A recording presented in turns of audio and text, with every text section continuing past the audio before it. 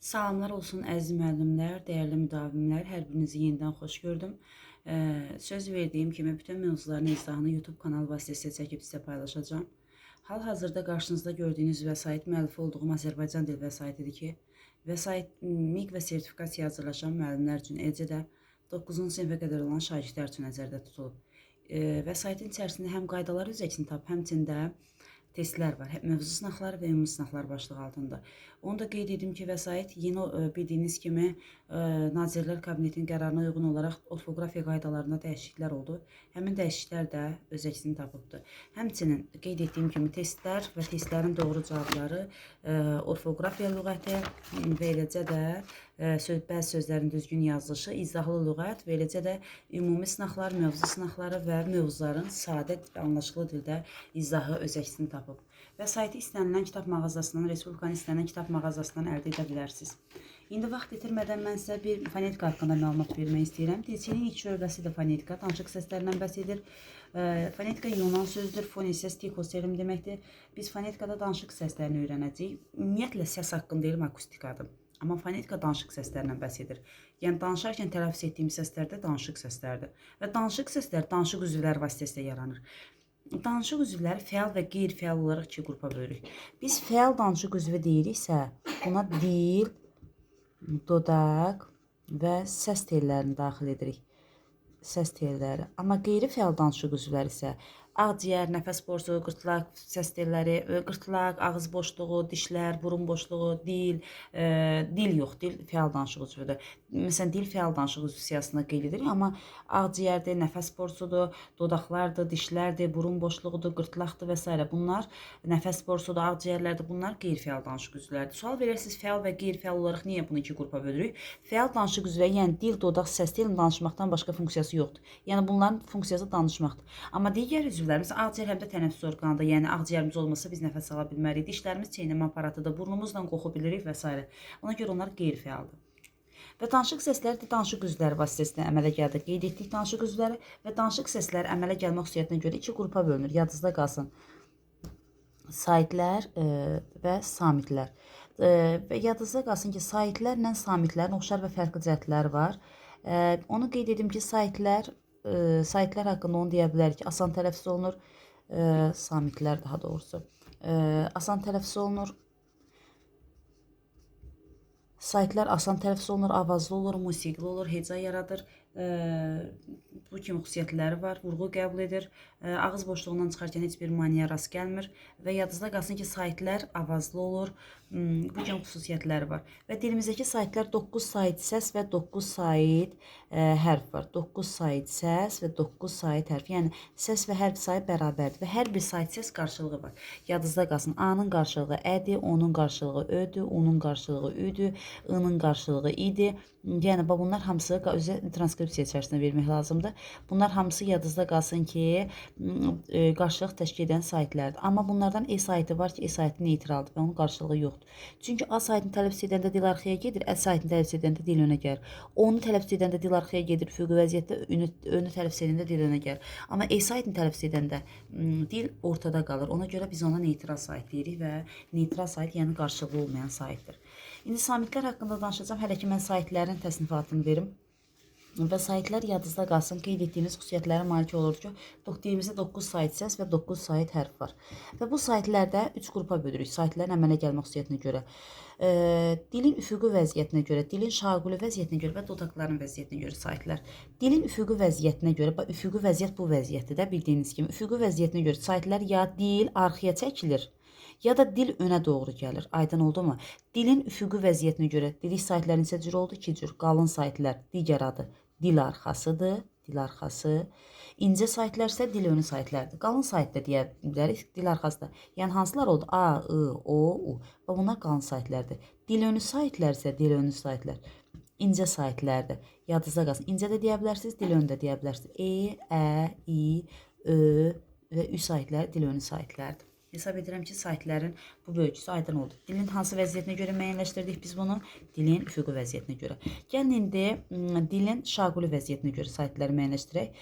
Yadınızda qalsın, qapalı və açıq saitlər olaraq iki qrupa bölürük. və yadınızda qalsın, qapalı saytlarda ağız boşluğu daralır, açıq saytlarda isə ağız boşluğu genəldir. Ona görə qapalı saytlara dar, açıq saytlara gen saytlar deyirik. Dilimizdə qapalı saytlar I, U, Üdür. Və yadınızda qalsın ki, bu saytlar başqa cür belə yadınızda qalsın ki, məsələn 4 cür yazılan şəkilçilərin tərkibində, yəni üzərində 4 işarəsi yazılan şəkilçilərin tərkibində bilin ki, 4 cür yazılan qapalı saytlar iştirak edir. Açıq saytlarda isə gen saytlar, ağız boşluğu genəlir. Məsələn A, Ə, E, O, Ö. Bunlar isə açıq saytlar hesab olunur. Yadınızda saxlayın. Bu isə dilin şaquli vəziyyətinə görə yox, dilin şaquli vəziyyətinə görədir, üzr istəyirəm. Növbəti keçəcəyim dodaqların vəziyyətinə görə saytlar iki qrupa bölünür. Dodaqlanan və dodaqlanmayan. Yadınızda qalsın ki, dodaqlanan saytlarda dodaqlar dairəvi şəkil alır və önə doğru qabarır. Dairəvi şəkil alır və önə doğru qabarır. Bax, məsələn, yazıram ki, O, Ö, U, Ü. Görürsünüzmü? Dodaqlar dairəvi şəkil aldım və önə doğru qabardı mı? Bəli, qabardı. Demək, dodaqlanan. Dodaqlanmayan saytlarda isə bu hal baş vermir. Məsələn, E-di, Ə-di, I-di, İ-di və s. Adı, bax, bunlar dodaqlanmayan saytlardır. Və saytlar haqqında, saytların təsnifatı haqqında bu qədər. İndi mən saytlarda eyni cinsi və müxtəlif cinsi saytlar haqqında məlumat vermək istəyirəm əziz müəllimlər. Yadınızda qalsın ki, eyni sayt qoşaq, eyni cinsi dedikdə, məsələn, qoşa A saytı, qoşa Ə saytı, tələfüzdə yadınızda qoşa O saytı və s. qoşa İ saytı və s. Yəni eyni cinsi deyəndə eyni sayt təkrarlanmazdır. Saytlardan biri düşür, digəri isə uzanır. Qoşa nöqtə saytın uzanmasını göstərir. Qoşa A saytı, saytın biri düşdü, digəri isə uzandı və yaxud da qoşa Ə saytı. Hər birinə dair nümunə deyəcəyik. İndi o saytın işlənməsi biraz genişdir, iki cür işlənir. O kimi də işlənə bilər. Və yadınızda qalsın ki, o sayt həmçinin A kimi də, yalnız A kimi də işləmə məqamı var. İzah edəcəm. Məsələn, təbii deyirəm, düzdür, təbii. Yazıram buradan. Təbii. Qoşa ilə yazırıq. Tələfüzdə necə olacaq? Təbii ki, i-nin biri düşəcək, qoşa nöqtə işarəsi qoyulacaq. Və yadınızda qalsın ki, bu qoşa nöqtə işarəsinin qoyulması saytın uzanmasını göstərir işarədir. Bu yazılış və deyiliş arasında fərq demək deyil qoşa nöqtə işarəsi. Məsələn, mən saat yazıram, necə deyəcəm? Saat şəklində. A-nın biri düşür, digəri uzanır. Və yaxud da təəccüb yazıb təəccüb deyəcəm. Ə-nin biri düşür, digəri uzanır. Qoşa o saytı bu qaydaya tabe deyil. Çünki dilimizdə qoşa o saytlı alınma sözlərdə onun biri düşür, digəri A kimi tələffüz olunur. Məsələn, kooperasiya yazırıq, kooperasiya. Deyəndə necə deyil? Kooperasiya. Deyəndə kooperasiya deyirik. Onun biri düşür, digəri A-ya. Və yaxud da koordinat yazırıq. Necə deyirik? Koordinat şəklində, düzdürmü? Onun biri düşdü, digəri uzandı. Hansı sözlərdə oldu? Alınma mənşəli. İndi sual verərsiniz ki, mənim alınma mənşəli olduğunu hardan bilik? Yadınızda qalsın, kad səsini verən sözlər birinci alınma mənşəlidir. O səsini isə, məsələn, zoologiya deyirəmsə, zoologiya. Mən necə deyəcəm tələffüzdə? Təbii ki, onun biri düşəcək, digəri uzun olacaq, zoologiya olacaq. Yadınızda qalsın, tərkibində zoologiya. Yadınızda qalsın ki, tərkibində zo olan sözü. Məsələn, zoopark deyirəmsə, görürsünüz, tərkibində zo sözü var, düzdür? Deyəndə necə deyəcək? Onun biri düşür, digərisi uzun o kimi tələffüz olunacaq. Yenə vurğulayıram. Eyni cinsi sayt qoşaqlarında yadınızda qalsın ki, saytlardan biri düşdü, digəri uzun tələffüz olundu. Amma qoşa o da bəzi sözlərdə A kimi, bəzi sözlərdə isə o kimi işlənmə məqamı var. Eyni cinsi saytlar haqqında hesab edirəm bu qədər kifayətdir. İndi mən sizə məlumat vermək istəyirəm müxtəlif cinsi sayt qoşaqları haqqında. Yadınızda qalsın dəyərli müdavimlər, müxtəlif cinsi sayt qoşaqları haqqında mən orfoqrafiya qaydasında olmuş dəyişikliklərlə bağlı sözlərdə geniş şəkildə izah vermişdim. Amma yenə də vurğulayım, amma YouTube kanalımızda var yeni orfoqrafiya qaydası. Saytlər, bəzi sözlərdə sayt səslərinin dəyişimi ilə bağlı. Qısa şəkildə üzərindən keçəcəm. Yadınızda qalsın müxtəlif cinsi sayt qoşaqlarında tərkibində ə-i, i-ə, i-o, i-u, bu hərf birləşmələri gördüyünüzdə müxtəlif cinsi hərf birləşmələrdə. Yadınızda qalsın, əvvəllər necə idi, indi elədir. Yadınızda qalsın ki, yubüstürisini işlənir. Məsələn, mən yazıram səidə, deyəndə səidə şəklində deyəcəm. Yəni səs artım baş verdi. Və yaxud da yazıram təbiət, deyəndə necə olacaq? Təbiət şəklində baş verəcək, təbiət. Yəni yadınızda qalsın, yubüstürici ilə işləndi. Və yaxud da yazıram ion, ion olur, radius olur və s. Yəni bu hərf birləşmələri əvvəl necə bilirdiksə, indi də o formada davam etməkdədir. Amma yadınızda qalsın ki, dilimizdə bəzi hərf birləşmələri var. Məsələn, E adı və yaxud da Ə adı, E odu və yaxud da U edi və yaxud da U ədi. Yadınızda qalsın ki, Ü adı ü, ədi. Bu hərf birləşmələri yadınızda qalsın. Bu hərf birləşmələrində saytlardan biri düşür, digəri uzanır. Digəri uzamaq yox, üzr istəyirəm. Heç bir dəyişiklik baş vermir. Çox üzr istəyirəm. Bu hərf birləşmələrində heç bir dəyişiklik baş vermir. Məsələn, mən duel yazıb elə duel şəklində də deyəcəm. Aydın oldu. Mən müəllim yazıb, müəllim şəklində də deyəcəm. Müavin yazıb, müavin şəklində də deyəcəm. Teatr yazıb, elə teatr şəklində də deyəcəm. Aydın oldu mu? Yəni bu yeni qaydaya uyğun olaraq olduğu kimi qalır. Bu 18 iyun Nazirlər Kabinetinin qeyd etdiyi yeni qərardır. Yəni bu hərf birləşmələrində heç bir dəyişiklik olmur. Və yaxud da müalicə yazıb, elə müalicə şəklində də deyəcəm. Yəni olduğu şəkildə qalır. Amma dilimizdə ü, a, üyə hərf birləşmələrində sayt uzaması falan olmur, bunu unutmayın. Amma bəzi mürəkkəb sözlər var dilimizdə. Məsələn, yazıram bacı, oğlu. Yadınızda qalsın ki, ı, o hərf birləşməsi yanaşı gəlib. Kim bu tipli mürəkkəb sözlər? Saytın biri düşür, digəri isə olduğu kimi qalır. Bacı, oğlu yazırıq biz. Bacı oğlu deyirik, yadınızda qalsın. Başı açıq yazırıq, başı açıq deyirik. Dayı oğlu yazırıq, dayı oğlu deyirik. Xala oğlu yazıb, xala oğlu deyirik və s. Amma dilimizdə yadınızda qalsın, istisna məqamları qrafanın içərisində yazıram. Dilimizdə üzü aşağı,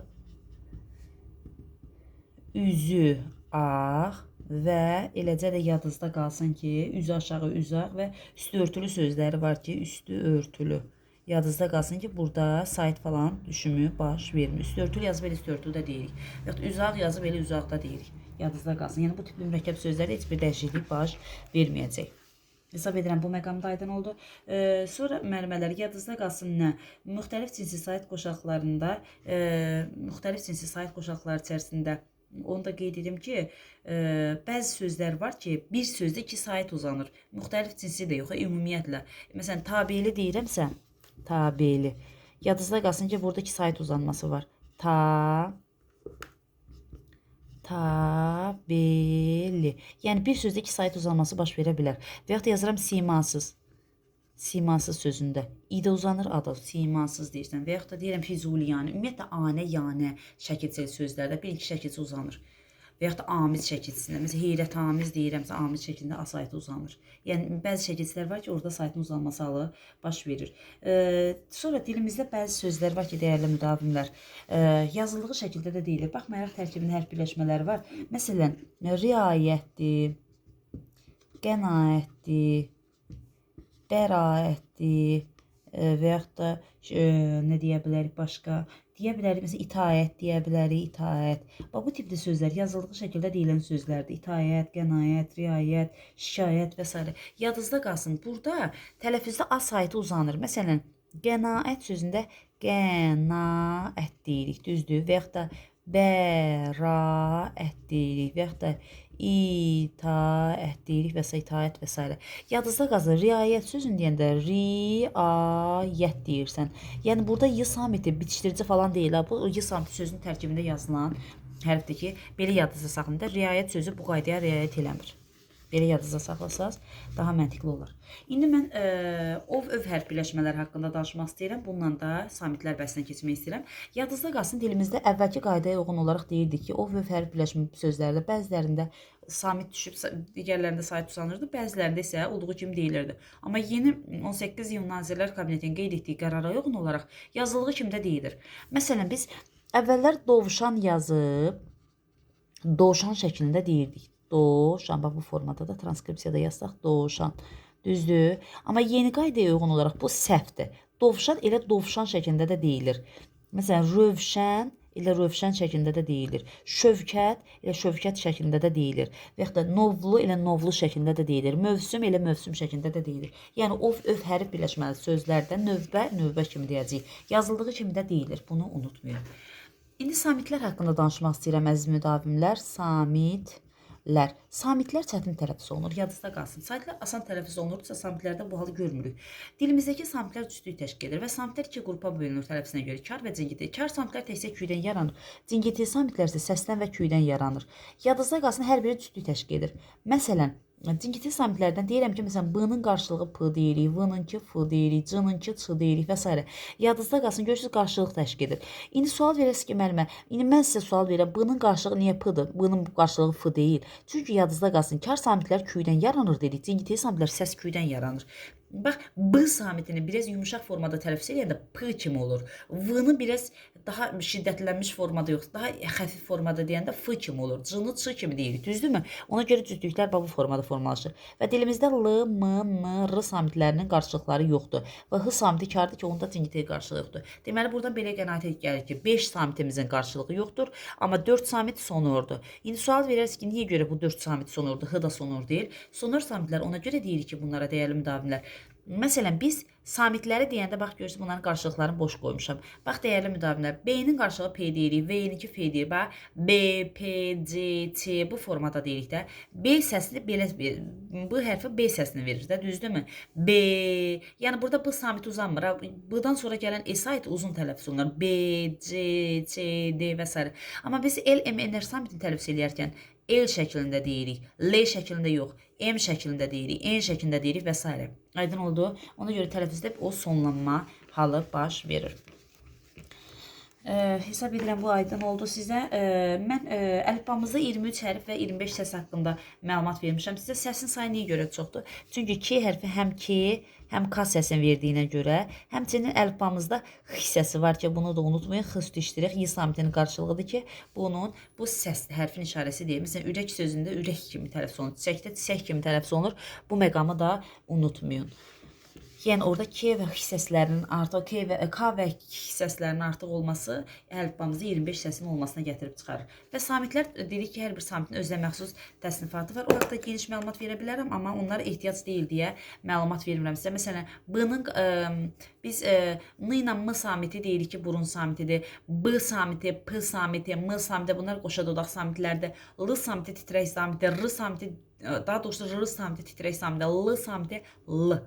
Bax, fikir verirsiniz, dil damaq samitidir. N ilə M burun samitidir. H samiti boğaz samitidir. Əslində yenə də deyirəm, məsələn, Buludxan Xəyalovun kitabına baxsaq, elmi qrammatikada samitlərin geniş təsnifatı verilib. Məsələn, novlu samit və yaxud da qoşa dodaq samit və yaxud da dildiş samitləri, yuvarlaq samit və s. Bunlar haqqında geniş danışa bilərik. Amma onlar orta məktəb dərsində olmadığına görə qısa şəkildə kitabda nələr varsa onlara toxunmaq istəyirəm. İndi samitlərdə eyni cinsi samitlər haqqında məlumat verim. Əziz müdavimlər, yadınızda qalsın, sözdə qoşa K, qoşa P və qoşa T samiti gördünüzsə, bilin ki, tələffüz zamanı K, G əvəzləməsi baş verəcək. Məsələn, mən səkiz yazıb necə deyirəm? Giz şəklində, düzdür? Və yaxud da məkkə yazıb necə deyirəm? Məkkə şəklində, düzdür? Məkkə şəklində. Deməli, nə oldu? Birinci samit olduğu kimi ikinci samit tələffüzdə dəyişir. Və yaxud da qoşa P-da isə eyni hal baş verir. P, B əvəzləməsi baş verir. Qoşa T-da T, D əvəzləməsi baş verir. Məsələn, yazıram hətta deyəndə necə deyirik?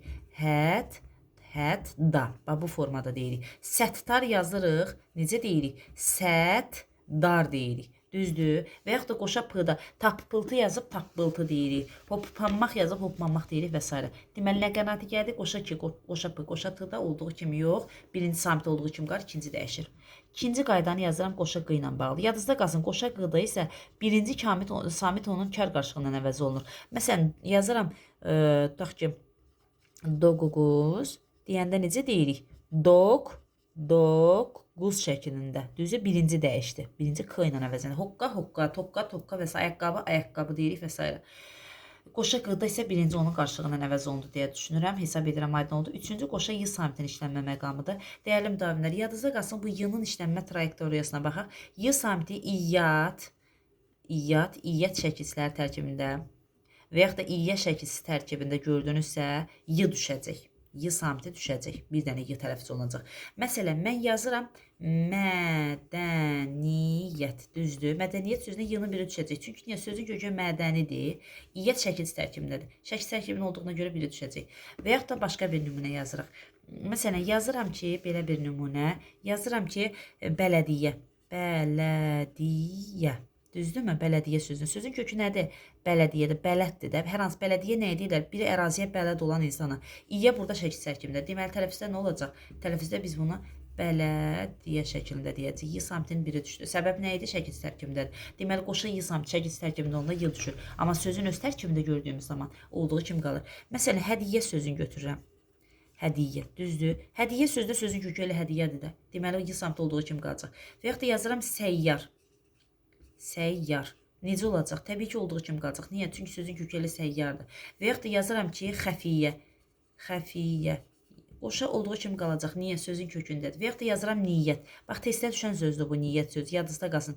Niyyət də desən, xoş niyyət də desən, yadınızda qalsın ki, olduğu kimi qalacaq. Çünki niyə? Sözün tərkibindədir. Hesab edirəm, qoşa y-nın işlənmə məqamında aydın oldu. Dördüncü qaydanı yazıram. Dilimizdə olan yerdə qalan bütün qoşa samitli sözlər var ki, məsələn, qoşa n, qoşa r, qoşa s, qoşa ş, qoşa d, sonra qoşa v, qoşa l, qoşa z, qoşa c, yadınızda qalsın ki, qoşa başqa hər hansısa qoşa f, yadınızda qalsın, yerdə qalan bütün samitlərdə olduğu kimi tələffüz olunur. Bənna yazıb bənna deyirik. Allah yazıb Allah deyirik. Əvvəl yazıb elə əvvəl kimi deyirik. Amma yadınızda qalsın ki, bu m və s samitləri var ki, qoy m ilə s-nı belə üst-üstə yazım. Yadınızda qalsın. Bu m və s samitləri bəzi sözlərdə olduğu kimi qalır, bəzilərdə dəyişir. Məsələn, ammonim yazıb ammonim deyirik. Qramofon yazıb qramofon deyirik. Rejissor yazıb rejissor deyirik. Yəni s-nın biri, v-nın biri düşür. Amma bəzi sözlərdə də var ki, məsələn, amma yazıb elə amma şəklində də deyirik. Olduğu kimi qalır.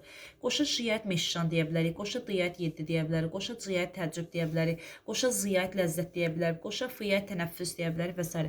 Yadınızda qalsın ki, bu samitlərdə olduğu kimi qalır. Heç bir də təkrar edirəm. Qoşa ki, qoşa p, qoşa t samitləri sözlərdə gördüyünüz zaman birinci olduğu var, ikinci onun qarşılığından əvəz olur. Qoşa q da birinci karlaşır, ikinci olduğu kimi qalır. Qoşa y da şəkil tərkibində olan y olduğu kimi qalmır, biri düşür. Söz tərkibində olan y-lar olduğu kimi qalır. Yerdə qalan bütün n-cins samitlər olduğu şəkildə tələffüz edilir. Hesab edirəm, samitlər bu hissəsi aydın oldu. Müxtəlif cinsi samitlər haqqında danışmaq istəyirəm. Müxtəlif cinsi samitlərdə söz ortasında iki kar samit yanlışı gəlsə, ikinci onun cingitiyi qarşılığına əvəz olunur. Məsələn, mən yazıram saxta. Deyəndə necə deyəcəm? Saxta şəklində, saxda şəklində. Və yaxud da yazıram şaxta, şaxta şəklində. Və yaxud da yazıram şaftalı. Necə deyəcəyik? Şaf dalı şəklində deyəcəyik. Aydın oldu. Hesab edirəm ki, bu məqam aydın oldu. Yəni f-tı f-dı ilə əvəz olundu. Məncə qaranlıq bir məqam qalmadı. İndi burada kəmiyyət keyfiyyət fərqi məsələsinə də toxunmaq istəyirəm əziz müdavimlər. Yadınızda qalsın, şaftalını şaftalı şəklində deyirəmsə, burada keyfiyyətində fərq oldu. Çünki keyfiyyət fərqi hər hansısa bir hərfin öz qarşılığına əvəz olunmasıdır. Məsələn, mən buradan yazıram tüstü. Düzdürmü? Deyəndə necə deyirəm? Tüstü şəklində t-dı ilə əvəz olunursa, burada keyfiyyət fərqi oldu. Bəs kəmiyyət fərqi məsələsi nədir? Bunu da izah edeyim. Kəmiyyət fərqi ona deyirik ki, tutaq ki, mən hər hansısa bir söz deyirəm. Məsələn, yazıram ki, tutaq ki, ailə, deyirəm ailə şəklində, düzdür? Deməli, burada keyfiyyət fərqi yox, kəmiyyət fərqi oldu. Kəmiyyət yəni sayında fərqi oldu. Yəni, hərflərdə 5 hərf yazdım. Deyəndə isə, üzr istəyirəm, 4 hərf yazdım burada. Deyəndə isə 5 səs dedim. Düzdür? Deməli, burada nədir? Səsin sayı, hərfin sayı arasında fərq var. Deməli, burada kəmiyyətində, kəmiyyət yəni sayında fərq var. Məsələn, mən yazıram, tutaq ki, sayında artımda ola bilər səsinlə hərf arasında, azalma da ola bilər. Məsələn, yazıram maş, deyirəm maş. Düzdür, saytı düşdü də. Yəni 4 hərf dedim, amma 3 səs eşitdim. Deməli, burada da kəmiyyətində fərq oldu. Hesab edirəm ki, aydın oldu. Yəni, kəmiyyət fərqi budur. Yəni, bir sözdə həm kəmiyyət, həm keyfiyyət fərqi ola bilər. Məsələn, mən yazıram təəccüblə, deyəndə necə deyəcəm? Ənin biri düşdü. Təəccüb, qoşacılar olduğu kimi qaldı. Təəccüblə. Gördünüzmü? Burada kəmiyyətdə say oldu, burada da keyfiyyətində fərq oldu. Yəni, həm sözdə kəmiyyət, həm keyfiyyət fərqi baş verdi. Hesab edirəm, bu məqamda aydın oldu sizə, dəyərli müdavimlər. Bir də bir şey qeyd edim. Məsələn, dilimizdə bəzi sözlər var ki, məsələn, sənət, kar və yaxud da aşpaz və yaxud da aşpaz və yaxud da nə deyə bilərik? Sənətkar deyirik, aşpaz deyirik. Üzr istəyirəm, aşpaz. Sonra deyə bilər ki, məsələn, sənətkar və yaxud da zəhmətkeş və s. Zəhmətkeş. Bu sözlər yazıldığı şəkildə tələffüz olunacaq. Bayaq qaydada nə dedik? Dedik ki, bəzi sözlər var ki, orada dəyişiklik baş verir də. Yəni, ikinci kar samiti yanlış gəndə, ikinci onun cingiti qarşısına əvəz olunur. Sənətkar şəklində yox, sənətkar elə olduğu şəkildə də bu deyiləcək. Çünki kar burada şəkil tərkibindədir. Və yaxud da paz olsun, və yaxud da keş olsun. Ümumiyyətlə, bunlar farsmən şəkilslərdir, dəyərli müdavimlər. Məsələn, kar deyirəmsə, kar iş mənasında, yəni sənət işi ilə məşğullandı. Və yaxud da zəhmətkeş deyirəm, keş çəkən mənası verir, zəhmət çəkən də, yəni. yox da paz bişirən mənası. Aşpaz deyirəmsə, yəni xörək bişirən adam aşpaz deyirik də. Yəni bax bunlar öz dilində bir sözdür. Amma Azərbaycan dilində təbii ki bizim elə bir paz deyə, kar deyə şəkil söz olmadığına görə biz onu şəkil kimi deyirik və deyirik ki, şəkil tərkibinin onda olduğu şəkildə tələffüz olunur və heç bir dəyişikliyə məruz qalmır. Sonra nə müəyyənləşdirmək istəyirdim sizə? Sözün sonuna baxmaq lazımdır. Bəzi sözlər var ki, sözün sonuna b, d, c, c ilə bitən sözlər var ki, bu samitlərlə bitən sözlərdə özündən sonra saitlə başlanan söz və ya şəkilçi gələrsə, olduğu şəkildə özündən sonra samitlə başlanan söz və ya şəkilçi gələrsə və yaxud özündən sonra samitlə başlanan söz və ya şəkilçi yox, heç bir söz gəlməsə, biz bu sözləri kar tələffüz eləyəcəyik. Məsələn, nümunə yazsam daha aydın olsun. Bulud sözünü götürək, düzdür? Bulud sözündən sonra heç bir söz gəlməyibdir. Biz buludu bulud şəklində deyəcəyik, düzdür? Deməli, özündən sonra heç bir söz gəlmədikdə və yaxud da samitlə başlanan buludlar deyirik, düzdür? Samitlə başlanan şəkilçi gəlib qəbul edəndə də kar tələffüz olunur. Və yaxud da özündən sonra samitlə başlanan söz də gələndə, məsələn, bulud çöktü deyirəm. Ətrafa bulud çöktü. Kar tələffüz olunacaq. D-ni t kimi deyəcəyik. Niyə? Çünki burada ona görə d kimi deyəcəyik, bulutu t kimi deyəcəyik ki, çünki çökmək sözü samitlə başlayıb, yadınızda qalsın. Və yaxud da deyirəm ki, özündən sonra saitlə başlanan söz gələrsə, məsələn, deyirəm çəkic aldım. Olduğu kimi qalacaq. Niyə? Çünki özündən sonra saitlə başlanan söz gəlmişdi. Hesab edirəm bu məqamda aydın oldu. Bir də təkrar edirəm. Sözün sonu b, d, g, c samitlərlə bitirsə, özündən sonra heç bir söz gəlmədikdə və yaxud da samitlə başlanan söz və ya şəkil gəldikdə kar tələffüz olunur. Saitlə başlanan söz və şəkil gələndə isə cigit tələffüz olunur. Yəni olduğu kimi qalır. Ahenk qanunu haqqında danışaq. Ahenk qanunu dilin əsas özül qanunudur, dəmir qanunudur. Ahenk qanunu morfonoloji hadisədir. Morfonoloji. Yadınızda qalsın, həm morfologiyada öyrənirik, həm fonetikada öyrənirik. Nə deməkdir bu? Məsələn, mən yazıram, ahenk qanunu deyir ki, sözdə qalın və inci saitləri bir-birinin izlənməsidir. Düzdür? Yazıram kəmiyyət. Düzdürmü? Kəmiyyət sözündə. Və yaxud da yazıram ki, belə bir kəmiyyət yazmayaq, başqa bir adi söz yazaq. Məsələn, yazıram xalça və yaxud da yazıram ki, dəri və s. Yadınızda qalsın, bu sözlərdə nədir? Ahenk qanuna tabedir. Çünki burada qalın saitlərin ahenk gözlənir, burada inci saitlərin. Yəni sözdə əgər qalın saitlər, bir sözdə yalnız qalın saitlərsə, demək ahenk qanuna tabedir. Bir sözdə inci saitlər iştirak edibsə yalnız, deməli tabedir. Yenə də tabedir. İnci saitlərin ahenk gözlənir. Məsələn, mən tutaq ki, lalə yazıramsa, lalə ahenk qanunu pozulur. Çünki biri qalın, birinci saitli sözdür. Deməli, bir sözdə həm qalın, həm inci sait varsa ahenk qanunu pozulur. Deməli, saitləri biz harada öyrənirik? Fonetikada. Deməli, fonetik hadisə oldu ahenk qanunu. Həmçinin biz morfologiyada da öyrənirik. Nə də öyrənirik? Məsələn, yazıram kitab, düzdür? Mən kitab sözünə kitabda deyirəm, kitabda demirəm. Niyə də demirəm? Çünki kitabda ona görə dedim ki, kitab sözünə fikir versəniz, sonuncu ecaz qalın saitlə başlayır. Deməli, qalın saitlə şəkil artıracağam. Hesab edirəm ki, bu məqam aydın oldu. Ona görə biz ahenk qanunu morfonoloji hadisə deyirik. Və Azərbaycan dilinin dəmir qanunudur. Ahenk qanunu əsl Azərbaycan sözləri ahenk qanununa tabe olur, amma işıq, ilğım, inanc, inanmaq, qüzey, tikan və s. bunlar ahenk qanununa tabe olmayan sözlərdir. Yəni əslində onlar milli məşəldir, amma alım ahenk qanunu pozulubdur. Mən indi fonetik hadisələr haqqında danışacağam. Fonetik hadisələr. Deməli əzizlərim, fonetik hadisələr. Qeyd etdiyimiz kimi fonetik hadisələr hansılardır? Fonetik hadisələr. Gəlin fonetik hadisələr haqqında məlumat verək sizə. Dilimizdəki fonetik hadisələr, məsələn, assimilyasiya deyə bilərik. Məsələn, assimiliyasiya.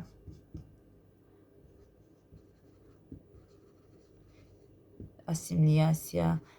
Sonra deyə bilərik ki, məsələn, dissimiliyasiya. Dissimiliyasiya.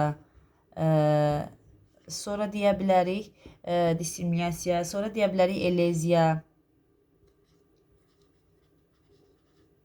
Eleziya. Sonra proteza deyə bilərik. Proteza. Daha sonra deyə bilərik metateza. Metateza. Bax, bunlar fonetik hadisələrdir, əziz müdavimlər. Yadınızda qalsın. 2-ci, 3-cü, 4-cü və 5-ci. Bunlar fonetik hadisələrdir. İndi bunları termin olaraq yazdım, indi izahını verəcəm. Assimiliyasiya səs uyğunlaşmasıdır. Məsələn, mən narlı yazıb narlı deyirəmsə, məsələn, oğlanlar yazıb oğlanlar deyirəmsə və yaxud da yazsa yazıb yazsa deyirəmsə, assimiliyasiya səs bir-birinə uyuşur. Dissimiliyasiya səs fərqləşməsidir. Məsələn, tutaq ki, zərər yazıb zərəl deyirəm, fantan yazıb fantal deyirəm. Səs fərqləşdi də bir-birindən.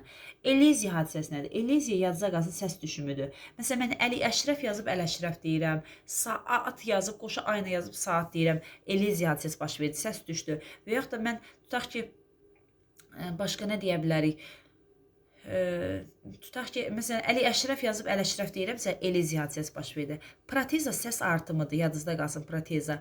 Məsələn, proteza hadisəsinə aid nə deyə bilərik? Məsələn, stəkan yazıb istəkan deyirsən, rəşid yazıb irəşid deyirsən, ailə yazıb ailə deyirsən, təbiət yazıb təbiət deyirsənsə proteza hadisəsi, yəni səs artımı baş verdi. Metateza isə yadınızda qalsın ki, səs yer dəyişməsidir. Məsələn, külfət yazıb küflət deyirsən, və yaxud da sürfə yazıb süfrə deyirsən, rayihə yazıb rahiyə deyirsən, layihə yazıb layihə deyirsənsə, metateza hadisəsi baş verdi. Hesab edirəm fonetik hadisələr də aydındır. İndi mən sizə geniş şəkildə vurğu haqqında danışmaq istəyirəm, dəyərli müdavimlər. Vurğu. Vurğunun növləri çoxdur. Mən fonetikada heca vurğusu haqqında sizə məlumat vermək istəyirəm. Yadınızda qalsın ki, vurğu sözdə hecaların birinin digərinə nisbətən qüvvətlə deyilməsidir. Yaxşı, heca nədir? O haqda da qısa deyim. Heca sözlərin asanlıqla bölünə bilən hissəsidir. Vurğudur, heca da ahəng qanunu sözün yazılışı əsasında tapılır. Vurğuya keçməmişdən əvvəl heca haqqında məlumat verməzlərim. Hecanın 5 növü var. Yadınızda qalsın. Hansılardır? Birinci, saf heca. Saf heca o hecaya deyir ki, bir saytdan ibarət. Məsələn, a-na deyirəm. Bu saf hecadır. Əli deyirəm. Bu saf hecadır. Yəni bir saytdan ibarətdirsə, deməli o saf heca adlanır. Bu birinci. İkinci, örtülü heca, açıq heca. Açıq hecanı deyim, sonra o birisindən keçərik. Açıq heca yadınızda qalsın. Saytla bitirsə, məsələn, yazıram rəbiyə. Düzdür? Görürsünüz, sayt, rəbiyə. Hər bir heca saytla bitir. Deməli açıq hecadır. Üçüncü yazıram qapalı heca. Qapalı heca samitlə bitir. Məsələn, yazıram ki, xosrov. Görürsünüzmü? Samitlə bitdi hecalar. Deməli, qapalı hecadır. Dördüncü yazıram örtülü heca. Örtülü heca samitlə başlayırsa örtülü hecadır. Məsələn, xosrov sözünü elə bura yazaq. Xosrov. Bu heca həm də örtülü hecadır. Çünki samitlə başlayır. Samitlə bitirsə qapalıdır. Samitlə başlayırsa bilin ki, o hecalar örtülüdür. Beşinci isə örtüsüz heca. Örtüsüz. Örtüsüz heca dedikdə isə dəyərli müdavimlər saytlə başlayandır. Məsələn, yazıram ki, ay, nur. Bax, bu ay hecası örtüsüz heca. Çünki saytlə başladı. Hesab edirəm ki, hecanın bu növləri də aydın oldu. İndi vurğu haqqında geniş danışacağım. Vurğu bilirəm ki, çoxlarımızın çətinlik çəkdiyi yerdir. Ona görə geniş danışacağım. Biz vurğunun növləri çoxdur. Heca vurğusu var, məntiqi vurğu var, həyəcanlı vurğu var. Mən fonetikada heca vurğusu haqqında danışacağım. Sözdə hecaların birinin digərinə nisbətən qüvvətlə deyilməsidir. Dəyərli müdavimlər, yadınızda qalsın ki, bəzi Avropa mənşəli sözlər var ki, dilimizdə. Məsələn, onlarda vurğunu müəyyənləşdirməkdə çətinlik çəkirik. Yadınızda qalsın, bəzi indi nümunələri yazacağım, hərf birləşmələri. Məsələn, sözdə əgər siz tor gördünüzsə, na gördünüzsə, ika gördünüzsə, iya gördünüzsə və yaxud da qraf gördünüzsə və yaxud da ta gördünüzsə və yaxud da ikanı yazdım. Sonra nə deyə bilərik? Məsələn, tanı yazdım. Metr gördünüzsə sözdə. Bilin ki, bu sözlər və yaxud da da gördünüzsə, bilin ki, alınma mənşəlidir. Daha doğrusu bu sözlər vurğu qəbul etmir. Alınma olmağına alınmadır, həmçinin də bu sözlər vurğu qəbul etmir. Məsələn, deyirəm vektor. Düzdür, vektor. Vurğu hara düşəcək, vekə düşəcək. Və yaxud da yazıram ki, sektor və yaxud direktor. Tor vurğu qəbul etməyəcək. Sözün sonunda na gördünüzsə, na vurğu qəbul etmir. Məsələn, yazıram ki, tutaq ki, naya aid nümunə nə deyə bilərik? Məsələn, yazırıq ki, belə bir nümunə deyə bilərik ki, məsələn, savanna. Düzdür, savanna. Yadınızda qalsın, sözün sonunda na varsa, na vurğu qəbul etmir. Və yaxud da sözün sonunda ika gördünüzsə, məsələn, deyirəm taktika. Yine ika varsa sözün sonunda vurğu qəbul etməyəcək. Və yaxud da sözün sonunda iya gördünüzsə, iya vurğu qəbul etməyəcək. Və yaxud da deyirəm ki, məsələn, iyaya aid nə deyə bilərik? İkaya aid, iyaya aid. Məsələn, deyə bilər ki, Meksika, Afrika, Artika, panika. Görürsünüz, ika vurğu qəbul etmir. Və yaxud da sözün sonunda qraf varsa, məsələn, deyirəm paragraf və etnoqraf. Qraf vurğu qəbul etmir. Və yaxud da sözün sonunda ta gördünüzsə, məsələn, deyirəm parta, nota, delta, ta vurğu qəbul etməyəcək. Yəni sözlərin sonunda Avropa mənşəli sözlərdə bunları gördünüzsə, bilin ki, vurğu qəbul etmir. etmir. Və yaxud da yazıram perimetr. Perimetr. Metr vurğu qəbul etməyəcək. Perimetr deyirəmsə vurğu riyə düşəcək. Parta deyirəmsə vurğu para düşəcək. Panika deyirəmsə vurğu daha doğrusu taktika deyirəmsə taya düşəcək. İka vurğu qəbul etməyəcək. Savanna deyirəmsə savanna vurğu vana düşəcək. Na vurğu qəbul etməyəcək. Bunları unutmayın. Və yaxud da sözlərdə yadınızda qalsın ki, metr görəcəm. Məsələn, perimetr, desimetr və yaxud da da gördünüzsə sözlərdə. Məsələn, deyirəm ki, ballada və yaxud da deyirəm ki, komanda. Yazıram, bax, buradan komanda. Da varsa nədir? Da'dan əvvələ düşəcək. Komanda deyəndə mana düşəcək. Da vurğu qəbul etməyəcək. Bunu unutmayın. Testdə düşən vacib məqamlardandır ki, bunları bilmənizdə fayda var. Yəni, bu Avropa mənşəli sözlərin xas xüsusiyyətləridir. Bir də şəkilçilər haqqında danışacağım sizə. Yadınızda qalsın, ən çox testdə düşən məqamlar nələrdir, onlara toxunacağım. Lar şəkilçisi nə vaxt vurğu qəbul edir? Cəm şəkilçisi olan larlar adları artırılanda vurğu qəbul edir. Yadınızda qalsın, məsələn, qızlar deyirəmsə, lar vurğu qəbul edəcək, qızlar. Və yaxud da adlar deyəndə, yəni feildən başqa digər nitq hissələri nəzərdə tutulur. Məsələn, yazıram gözəllər. Düzdür? Gözəllər. Vurğara düşəcək. Gözəllər deyirəmdə, vurğu larlara düşəcək. Və yaxud da yazıram beşincilər. Beşincilər. Hara düşəcək vurğu? Beşincilər deyirəmsə, larlar vurğu qəbul edəcək. Deməli, və yaxud da yazıram yuxarılar. Yuxarılar. Larlar vurğu qəbul edəcək. Yenə təkrar edirəm. Lar cəm şəkilsi adları artırılanda vurğu qəbul edir. Amma feili artırılanda vurğu qəbul etmir. Məsələn, yazıram ki, gəlirlər. Gəlirlər. Düzdür? Gəlirlərdən vurğara düşəcək. Gəlirlər. Lirə düşəcək. Və yaxud da yazıram ki, alacaqlar. Vurğu hara düşəcək? Alacaqlar. Alacaqlardan vurğu caqa düşər. Lar vurğu qəbul etməz. Niyə? Çünki feildir. Feilləri larlar artıranda vurğu qəbul etmir. Amma istisna bir məqam var. Yadınızda qalsın. Şuidi keçmiş zamanda larlar artırırsa, yəni d-dan sonra lar gəlirsə, şərt şəklində sa'dan sonra lar gəlirsə, yəni burada d-dan sonra, burada sa'dan sonra, burada isə yadınızda qalsın ki, şəxt şəkilçisi olan s-dan sonra larlar gəlirsə, yadınızda qalsın ki, larlar vurğu qəbul edəcək. Məsələn, yazıram yasalar, vurğulara düşəcək. Və ya da şu etmiş zamanda yazıram yazdılar, vurğulara düşəcək. Yəni bunlar istisnadır. Və ya da yazıram ki, yazsınlar, vurğulara düşəcək. Yenə də deyirəm, şəxs şəkilçisindən sonra, şərt şəklindən sonra, şuidi keçmiş zaman şəkilçisindən sonra gələnlər vurğu qəbul edir. Amma məsələn yazmışlar deyirəmsə, yazıblar deyirəmsə, yazacaqlar deyirəmsə, gəlirlər deyirəmsə, larlar vurğu qəbul etməyəcək. Yəni feillərdə larlar gördünüzsə vurğu qəbul etmir. Bunu unutmayın. Sonra danışmaq istəyirəm mən sizə mamə şəkilçisi haqqında. Mamə şəkilçisi inkarlıq şəkilçisi olanda vurğu qəbul etmir. Amma leksik şəkilçisi kimi işlənəndə vurğu qəbul edir. Məsələn, deyirəm bizə gəlmə. Düzdür? Gəlmə deyəndə vurğu gələ düşəcək. Mamə vurğu qəbul etməyəcək. Çünki niyə? Mamə burada inkarlıq şəkilçisi qrammatikdir. Amma məsələn, gəlmə adam deyirəmsə, gəlmə adam sifət düzəldən olanda vurğu qəbul edir. Və yaxud da dondurma deyirəmsə, dondurma, isim düzəldən deyirəmsə dondurma, mamə vurğu qəbul edəcək. Bir də təkrar edirəm. İnkarlıq şəkilçisi kimi olanda vurğu qəbul etmir. Digər şəkilçilər, leksik şəkilçisi kimi işlənəndə mamə vurğu qəbul edir. Daha sonra danışmaq istəyirəm mən sizə canın işlənməsi haqqında. Yadınızda qalsın, ca qoşma kimi işlənəndə vurğu qəbul etmir. Uşaqca deyirəm. Məsələn, deyirəm ki, yol boyunca və yaxud da deyirəm ki, quruluşca. Sayın quruluşdur üçün var. Yadınızda qalsın, cacıya qoşma kimi işlənəndə vurğu qəbul etmir. Və yaxud da cacıya yadınızda qalsın, isim kimi işlənəndə isə vurğu qəbul edir. Düşüncə deyirəm, əyləncə deyirəm və s. Cacıya vurğu qəbul edir. Və yaxud da cacıya ədat kimi də işlənir. Yaxşıca, körpəcə, xırdaca bu formada işlənəndə vurğu qəbul edir.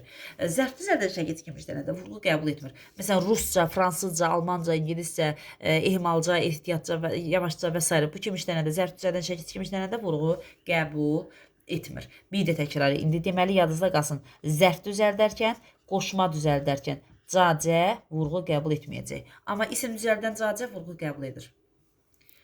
Hesab edirəm bu məqamda aydın oldu. Sonra yadınızda qalsın, soyad düzəldən ov, ova, yev, yeva şəkilçiləri vurğu qəbul etmir.